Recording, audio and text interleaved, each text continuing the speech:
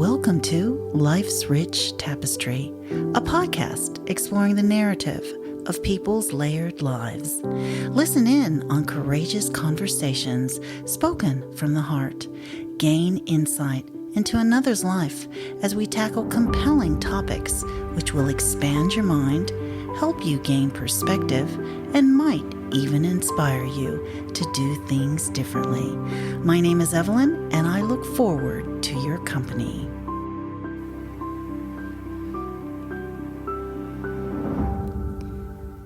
And welcome to another episode of Life's Rich Tapestry. Now, Toastmasters started with a vision from a man named Ralph Smedley, who wanted to start a training program focusing on speaking and leadership. Now, after a few attempts, the first charter club was started in 1924 in Santa Ana, California. The organization's membership exceeds 300,000 in almost 16,000 clubs around the world. Toastmasters runs the World Championship of Public Speaking. Now, this competition is held annually at its international convention in August. It started in 1938 and involves over 33,000 participants, making it the world's largest oratory contest. There is a 6-month process of elimination to reach the semifinals. On today's show, I am very honored to have the 2021 second place winner of the World Championship of Public Speaking, Nitay-Yair Levi. So I would like to welcome to the show, Nitay. Thank you so much for being here. Thank you very much for having me, Evelyn. What an honor. No, it's an honor for me. Now, I want to start at the very beginning. Now, when did you first hear about Toastmasters? When did you first start, or how did this whole process start for you? That's a very funny question. And I suspect my answer is going to be a bit of a left field answer. It started because I got married. Okay. I got married. I wrote a speech for my wedding, probably the most important speech I would have ever had to deliver in my life. And my wife stood up and she delivered her speech, which, by the way, I haven't listened to before. And she killed it. She was animated. She was fantastic. And then it was my turn. And naturally, I was a bit nervous, but I expected that. I did read from a page, so I held that page. And I completely stuffed it up. Imagine saying something that you can say in 5 minutes in 30 minutes. Oh, my gosh. It was terrible. It was terrible. And I realized that I actually saw people looking at their glass of wine and ordering more wine as I was speaking. And I'm sure if I would have had to chart the alcohol consumption throughout the night, when I was speaking, it went very high because people were absolutely bored, right? And it bugged me. It really bugged me.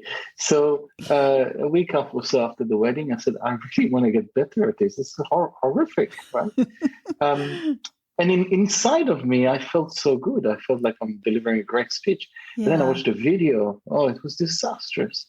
So I Googled, like most of us, I assume, who go to Toastmasters, and who don't know someone already in there. I said, public speaking courses and just this weird name Toastmasters kept popping up in the search. And I thought, what does making toasts have to do with public speaking?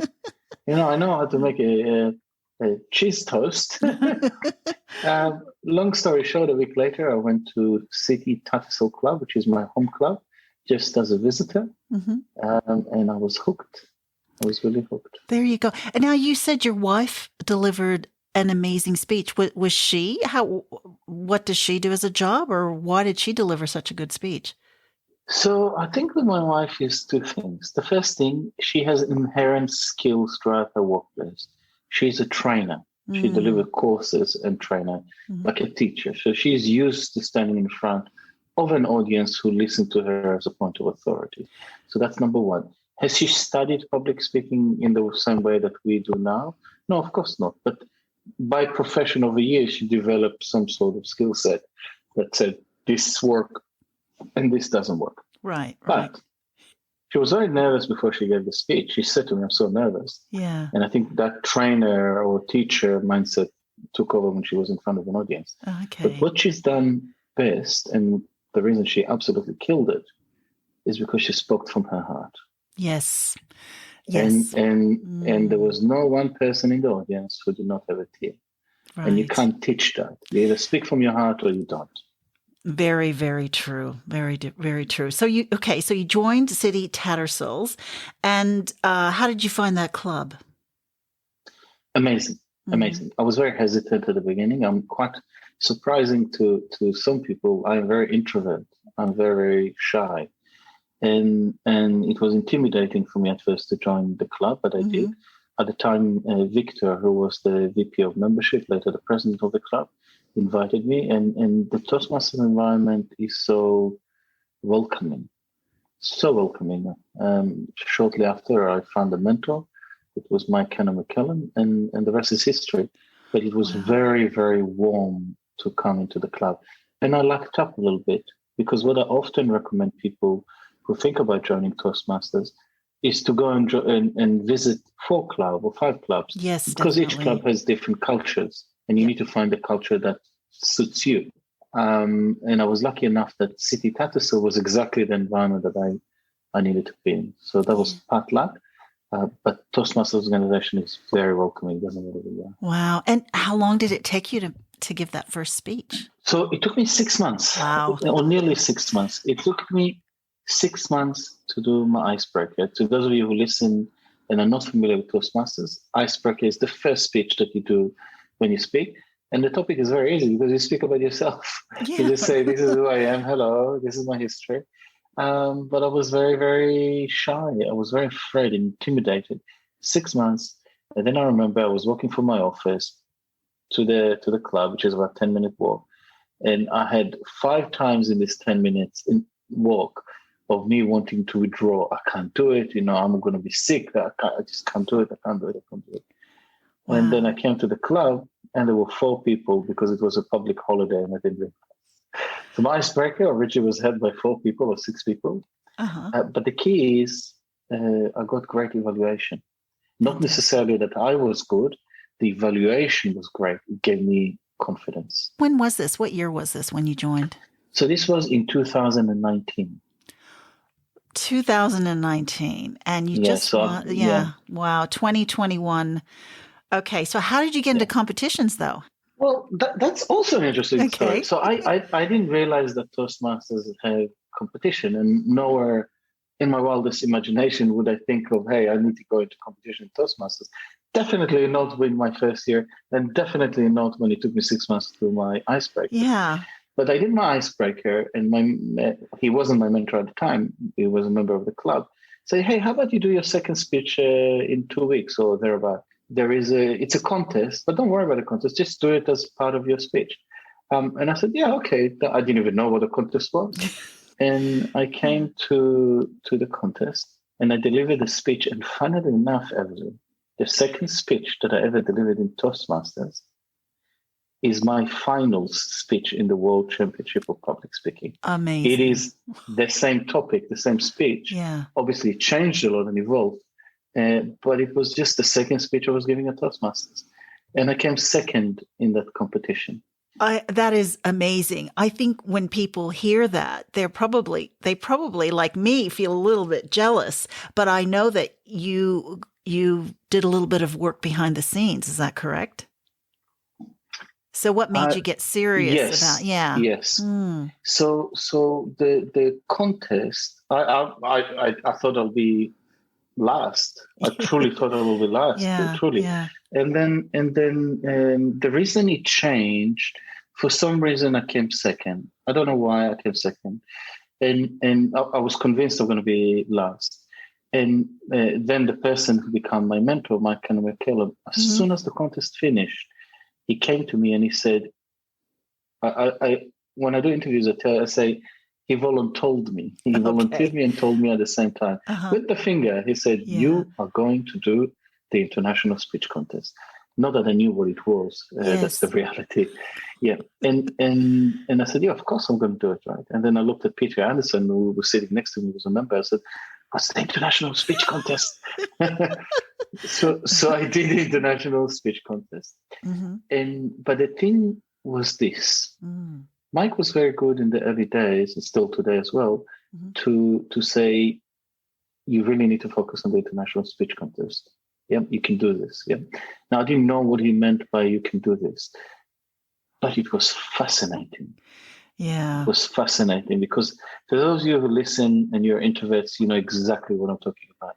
We walk around this world, us introverts, and it's very hard for us to at least that's what I think, to express ourselves to the outside world. We have all of this inside, but there's that space between the inside to the rest of the world on the outside. For example, with my wife, in my heart, before I met her, before we were dating, I wanted to sing her serenades. I want to say, I love you very much. You're so beautiful.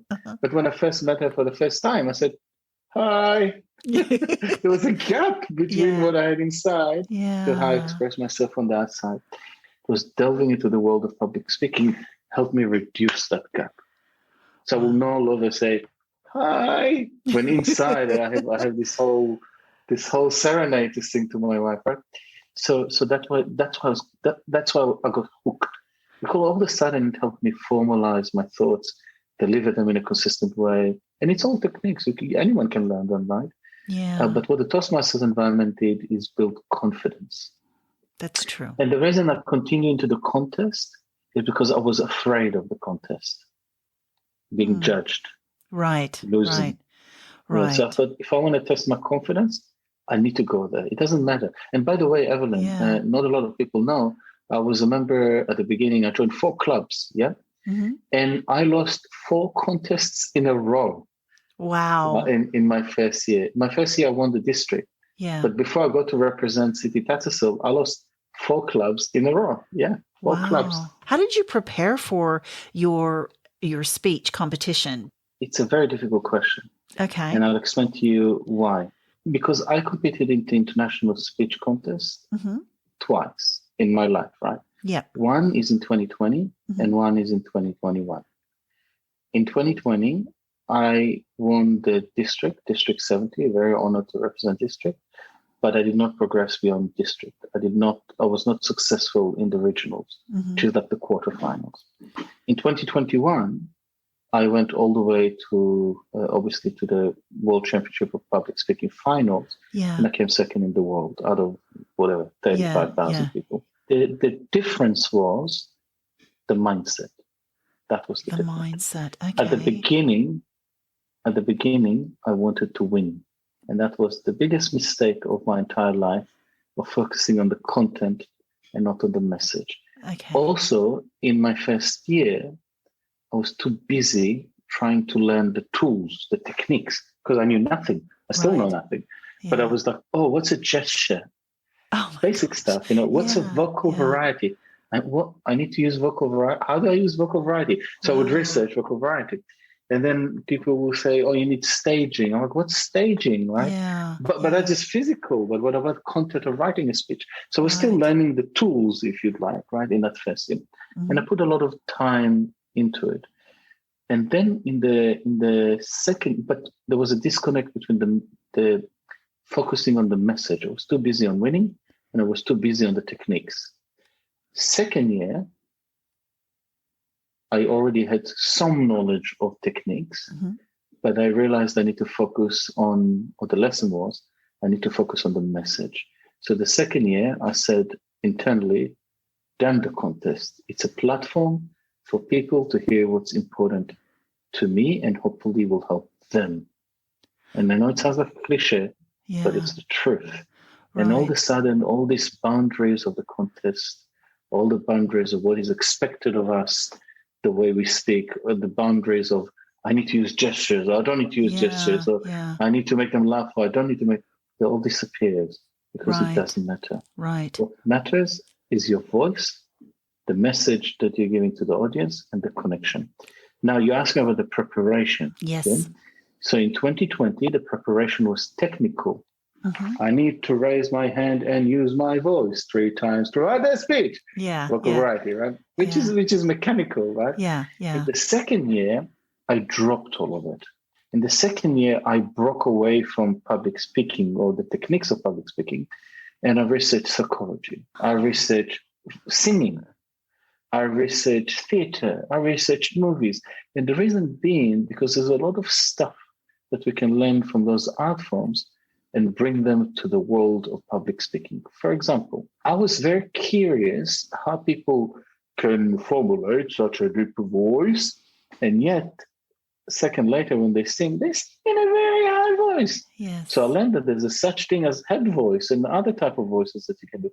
That's from singing. I went to beatboxing so I could do sounds, right? So the preparation was more exploration, not technical.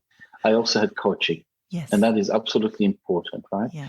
And in my first year, it was just me and Louise Beaton, who is, I call her a partner in crime. I met her at Stage Time, the club, which is an advanced club in Sydney. I also joined Stage Time, the Stage Time University, to get feedback. But it was me and Louise Beaton who were just exploring this medium of Zoom. In the second year, I decided that I need to invest and also get a professional coach to help me. Okay. And in 2021, my professional coach was Pres Vasiliev. Him and me connected, and he agreed to coach me. And he coached me throughout the whole season of 2021. And he brought a set of skills that opened my eyes. But the greatest thing about both Louise and Pres, both of them are my coaches, Louise is also a mentor, is that they haven't limited me. They're way more experienced than I am in terms of technical. But when I said, for example, I want to release butterflies into the sky, I'm exaggerating here. They never said no. Yeah. They never said no. They said, oh, why? Yeah. And I'm like, that's a good point. Yeah. And they allowed me to use my own wings in exploring and going all the way to the Amazon jungles and bringing something from there and say, hey, I think this will work in public speaking.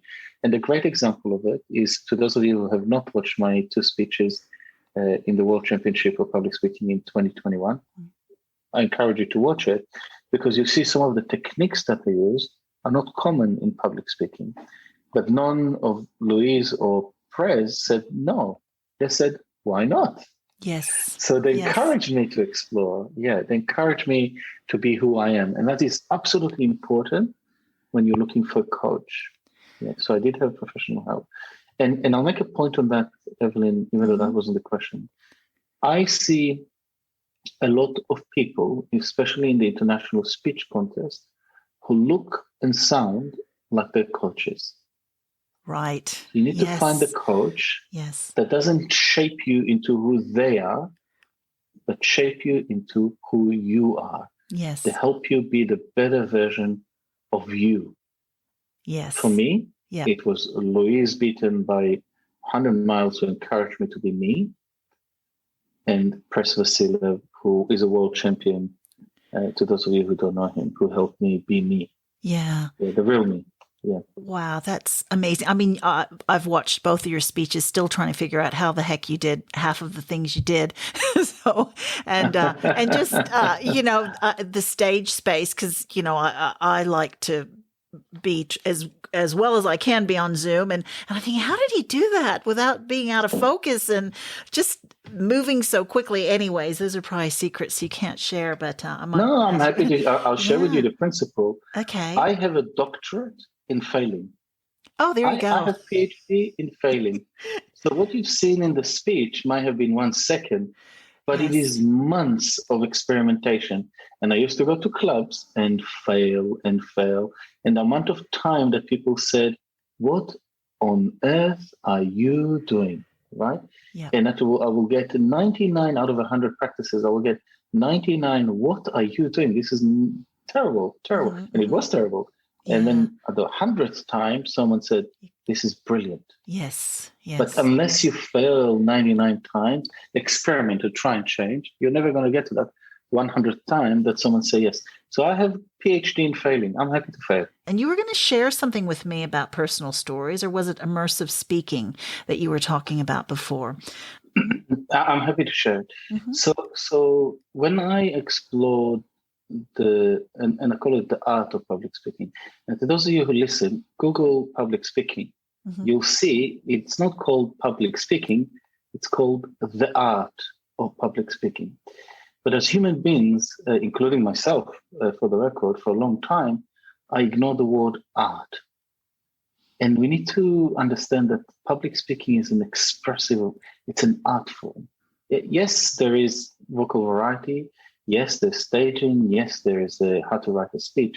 But at the end of the day, it's an art. Picasso and all the great artists, the brush was just a tool for them. Yes. Those techniques that we have, they're just tools. Create art, focus on the art, not the tools. Right? I believe that in around the 90s, I'm not going to spot exactly the year, mid 90s, early 90s, there was a paradigm shift in public speaking. All of a sudden, people stopped standing behind the lectern. I think it was the 70s when someone in Toastmasters environment, I can't remember the exact year, but he stepped away from the lectern and he started to stand in the stage. And everyone said, "What is he doing? This is not public speaking." But today, no one's speaking the contest behind a lectern, right? Yeah. And then other people started to sing. Yeah, Mark Brown sang in this speech, and people said, "That's not public speaking." Yet it worked, right? David Henderson, another world champion, he had a costume, a doctor costume, and then a pilot costume. And in the interviews that you hear him say, the contestant in the world championship, he's a world champion, said to him, "That's not public speaking. What are you doing?" Right? Yet he won. That opened my eyes to the possibilities of the art forms, and it can't be confined to what we believe that the rules are. And I often say we need to focus on the message and deliver what the speech must be, not what it should be. Now, in the 90s, as I mentioned before, there was a paradigm shift. There was a heavy focus into storytelling. So now you see a lot of the speeches, they'll tell personal stories to move the audience into a message, which I am a great fan of because that's what creates an emotional connection with the audience. I believe that now we're witnessing another paradigm shift. Not that storytelling shouldn't be used, absolutely should be used. And I'm a great fan of storytelling, but there's another paradigm shift. And before I talk about public speaking, it's all around us. If you look at movies, they started black and white. Then someone on the piano played next to the movie to create some music around it. Then they invented the voice. So all of a sudden movies had voice. Then they added color. Then they put it in your home with a TV.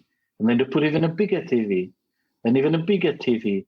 And now you have VR, virtual reality. Yes. And all of that trend is designed to do one thing. It's to immerse you in what you're watching. Have a look at your workplace. Your workplace have changed. Today, you are immersed in your workplace. Anything that you do in life, whatever you do, they try and immerse you in what you're doing, especially in entertainment. So I believe that we are now in the forefront. There's still a long way to go, but now there's a paradigm shift. And all of us, including your audience who's listening, we are innovators. We are on a paradigm shift of immersive speaking. Yes. It means that we need to step beyond the regular boundaries that we think they are and start to explore a little bit further. And we may fail a little bit, and that's okay. And then we're shaping a whole new paradigm shift. And that's how I take you, the audience, not just to hear me. How do you feel everything that I do? How do I take that VR goggle and I put it on your head so you see everything and you breathe everything and you smell everything? And that's the next phase, in my humble opinion, of public speaking, immersive speaking. And I'll give you an example of a few of the techniques that I discovered. And they're very left field. Sounds. I came with a concept that is called foundational sound. And I used it in the semifinals and in the finals. And in the semifinals, it was the sirens and the bombs, because I wanted to immerse the audience in the scenes. And it wasn't enough for me to say, oh, the bombs were everywhere and the guns were shooting. I could describe it quite animated too, but I wanted the audience to be there. So all of a sudden I used sound. I said, why can't I do boom? Now, everyone thought it's crazy at the beginning, right? Or do the sound. The sirens, immerse the audience, make them feel the scene, hiding behind the wall. And again, to those of you who are listening or watching, watch the speeches, you see what I mean. So foundational sounds, foundational gestures, exploring and doing everything you can to bring the audience into the scene and feel it. Imagine your task is to put the VR goggle on their head and they need to be them. So that's immersive speaking. There's different techniques, of course, but I truly think that we're innovating now. With speaking on the virtually, Yeah. how would you compare that to speaking on stage? Do you think? I actually think it's more immersive. What is your point of view on that? What do you think? The mistake I've done in 2020 is that I took the tools that worked on stage and I assumed that those tools work in virtual world. That was a complete failure. And the reason being, and to those of you who are just listening to this podcast and don't see me on the camera, I just covered my screen. And most of the time when we speak on Zoom, my camera is still off. While I speak, people might go see how the cat is going. Mm-hmm. Or because I can be on mute, they'll say, Jonathan, where's my tea? Right? Yes. I can see them, right? So it's very easy to turn the camera off. By the way, I not turn my camera on to those who are watching at home. So the challenge on Zoom is even greater. You have to take the audience and they have to be glued to the screen. So you as a presenter have to do actually a lot more movement, a lot of moving on the screen than before. So the tools you have on stage, some of them will work on Zoom, most of them will not, absolutely will not. And what I've done when I shifted to Zoom, I researched a lot. And I said, what other art form glues the audience to the screen? And what do they do that I can bring to public speaking? So I delved heavily into the art of movies.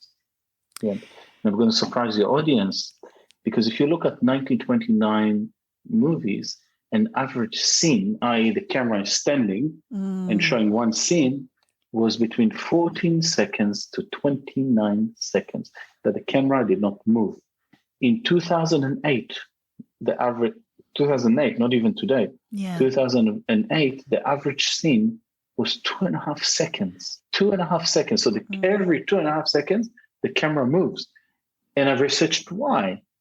And the reason for that is to create engagement, because the audience attention span is small and low. And you ask, okay, so what does this have to do with public speaking?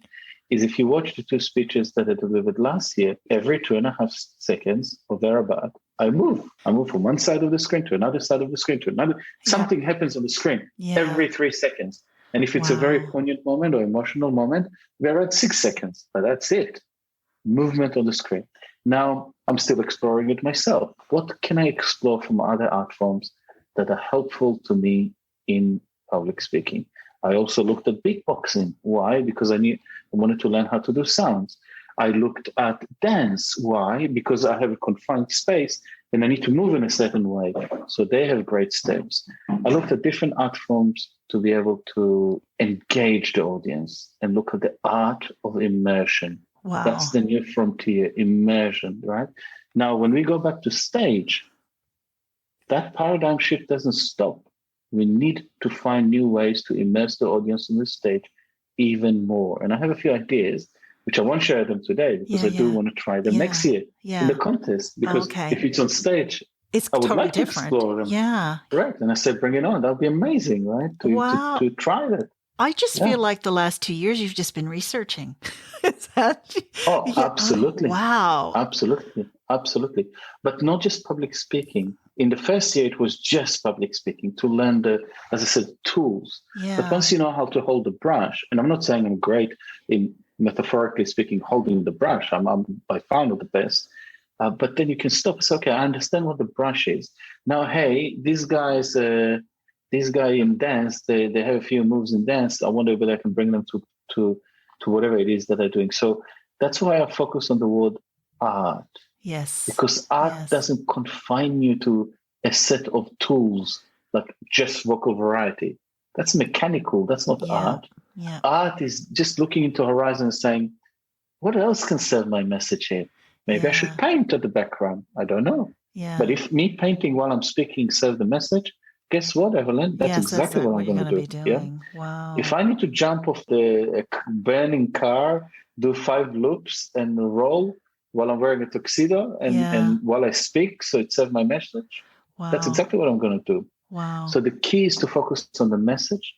The key is to focus on the word art and to express the message in an artistic way that emphasize the message to the audience. And don't be confined to what you think it should look like. Right. Deliver what it must look like. Like what it must look like. What is it that you value most about Toastmasters? So to those of you who either watch or listen and are not members of Toastmasters, when you join a Toastmaster club, you realize that everything is being evaluated. Even the chairman of the meeting is being evaluated. Even the evaluators are going to get evaluated. And that's the power of Toastmasters. And the evaluation are not nasty, they're not bad, they're designed to help you grow. And I remember the first time I got evaluated, I was like, oh no, they're going to evaluate me. Oh no, it's all going to be bad.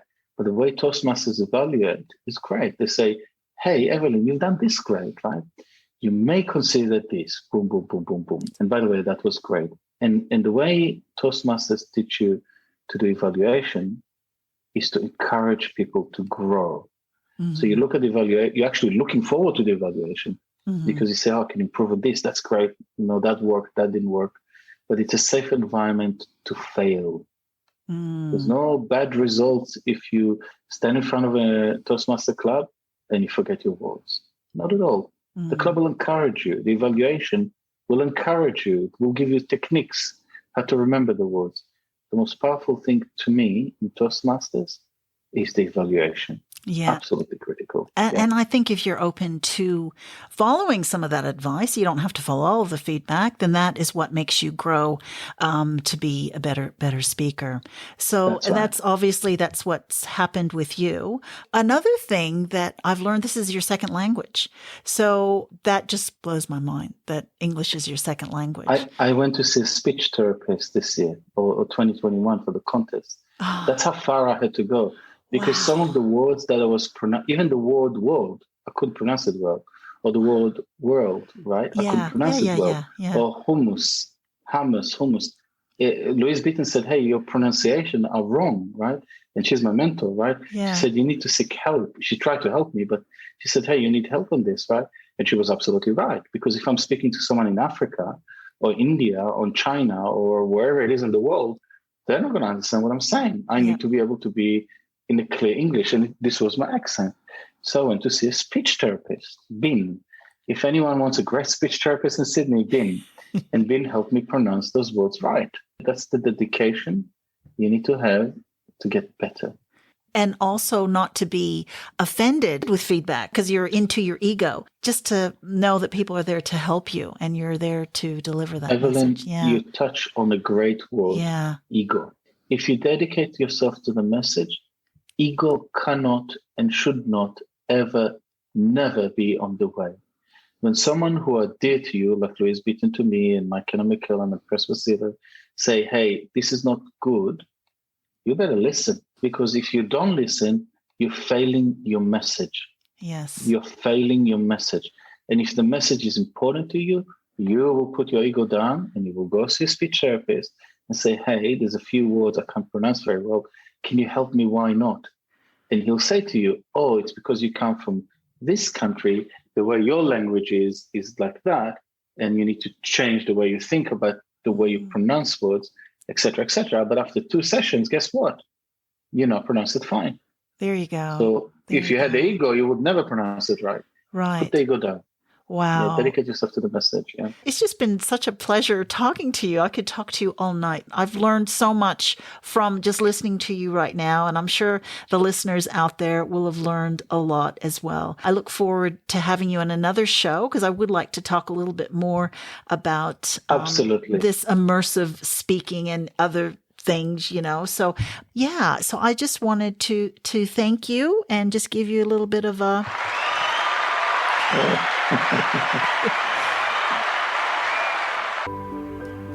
Thank you so much for your company. Please tune in next week to Life's Rich Tapestry, where you will hear another courageous conversation spoken from the heart.